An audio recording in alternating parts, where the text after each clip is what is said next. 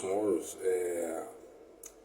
qual que foi a do Thomas More? O Thomas More, ele cumpriu um papel importante, né? Foi aí um dos pioneiros aí, dentro dessa concepção de nova, né? De utopia. Ele desbravou e alcançou um grande espaço e notoriedade com essa suposição dessa utopia muito baseada em Platão, né? Assim dizem, né? Teve uma morte horrenda também porque ele defendeu a Igreja Católica ao invés de o Henrique VIII queria separar aquela coisa toda lá. Como ele ajudava lá o rei lá, ele se opôs, ficando do lado da Igreja Católica. Ele foi preso, depois decapitado, acabou se tornando santo depois. É bem semelhante à história do Oeste. Eu fico tentando procurar Teve uma vez que eu não consegui encontrar um livro fora o Utopia, né, que pudesse dar mais detalhes como é que foi essa passagem da prisão. Eu encontrei uma vez só, depois não mais. Então, para dizer o quanto que é difícil ter acesso às obras, pelo menos as traduções, né? Então é isso.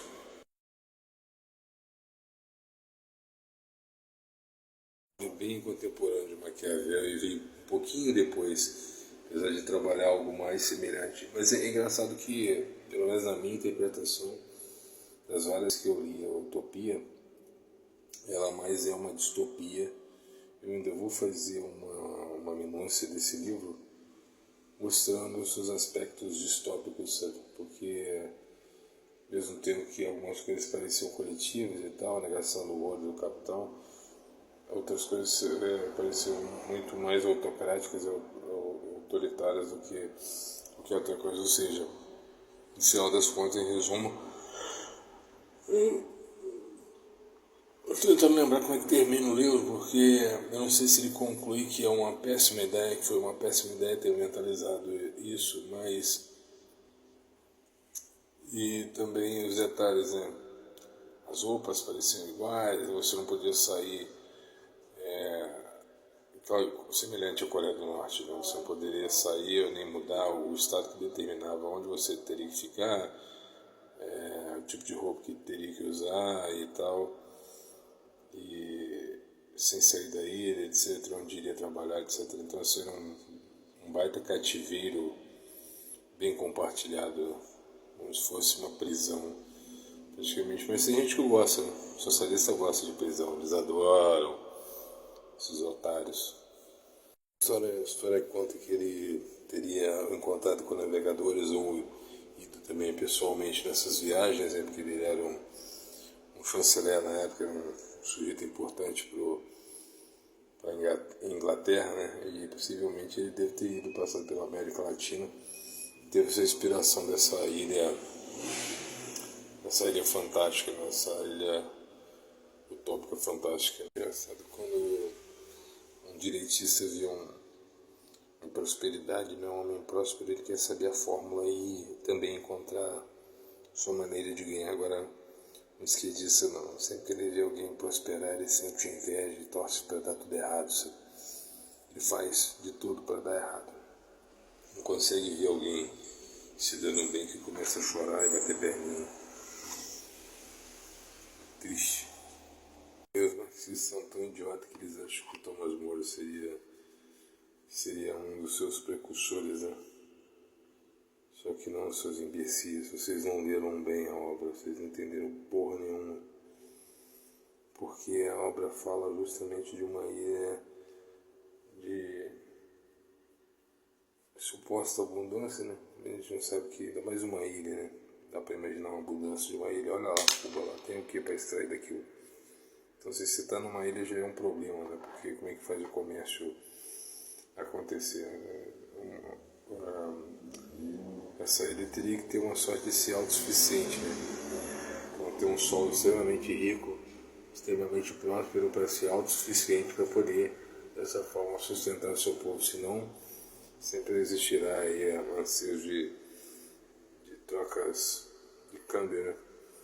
Para poder sustentar ele, sabe? Isso envolve necessariamente o capital. Então, por mais que a intenção seja boa de produzir bens de capital para todos da ilha, chegou um tempo que ter gente demais e a ilha com pouco baixo recurso, com recursos de menos, que obrigaria inevitavelmente levaria a ilha a uma espécie de escassez. Só qualquer idiota, analfabeto e mobral conseguiria entender isso, mas eles não.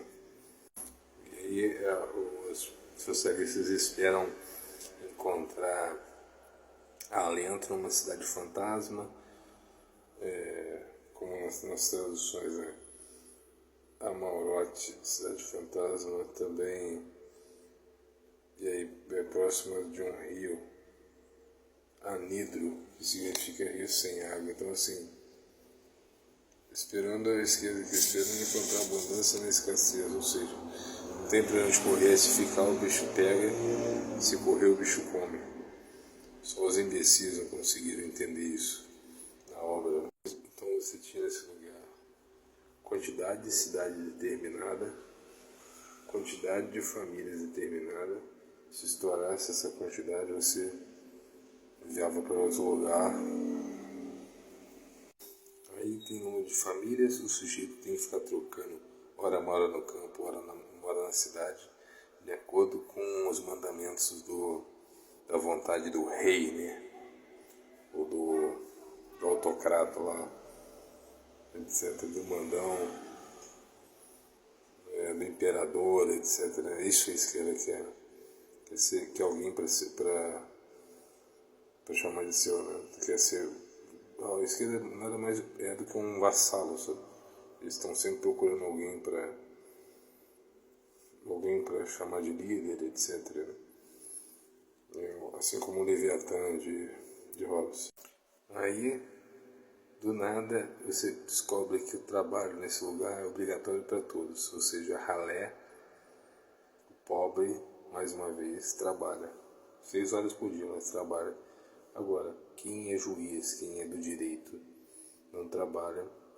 Quem é que faz culto, quem é pastor, etc., o padre, ele não trabalha. E tem mais um também que não trabalha, que eu não estou lembrando.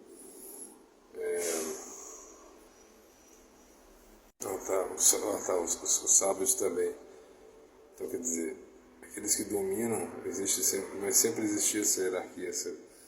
Então, quem imaginou que na ilha da utopia não existia hierarquia, está muito enganado, tem que reler o livro praticamente. Outra coisa que animou, talvez Marx assim, incentivou a esquerda, é que nessa ilha não existe propriedade privada. Então, ou seja, certamente o que você faz para acúmulo, então não existe acúmulo, sabe? Não, nada é seu, nada é de ninguém. As pessoas têm ração para comer e até sobrevivem bem, felizes de alguma maneira, mas sempre de forma limitada, porque não existe propriedade privada. Aí vem o detalhe do monarca que reina de forma vitalícia. É para lembrar alguma coisa, né? Aí eles são tão burro, e o autor é, claro, é um esquerdista, tão burro, que ele coloca assim, abre aspas. Ele é a grande maioria da esquerda, né? Primeiro ele coloca como se fosse um pré-socialismo, depois ele coloca a divagação romanesca em torno da cidade, em parte alguma permite ao autor atacar com violência a Inglaterra de sua época, sua sociedade mercantil, pela atração do lucro, sua aristocracia improdutiva, bem como o fanatismo religioso dos seus contemporâneos. Thomas More convida os homens implicitamente a modificar o próprio comportamento, mas não propõe um verdadeiro modelo social a imitar.